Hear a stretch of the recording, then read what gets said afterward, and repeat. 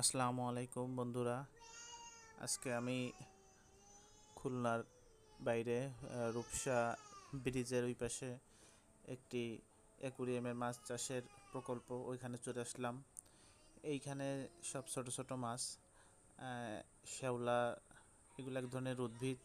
এগুলোর ভিতরে মাছগুলো রাখা এবং প্রতিটি মাছে অক্সিজেনের ব্যবস্থা করা। আপনারা দেখতে পাচ্ছেন বিভিন্ন কালারের মাছ। তারপরে আপনার একই রকমের মাছ বিভিন্নভাবে রাখা। তারপরে আরও মাছ দেখলাম, চারপাশে অনেক মাছ। আর এই মাছটি হচ্ছে সব থেকে দামি মাছ, যে মাছটি আপনারা দেখতে পেলেন। আর এই পাশে ওনাদের বাসার ভিতরে এইগুলা রাখা রয়েছে।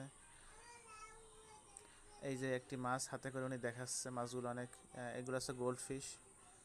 অনেক মাছ দেখতে পেলাম এখানে। ধন্যবাদ আপনাদের ভিডিও দেখার জন্য, পাশে থাকবেন।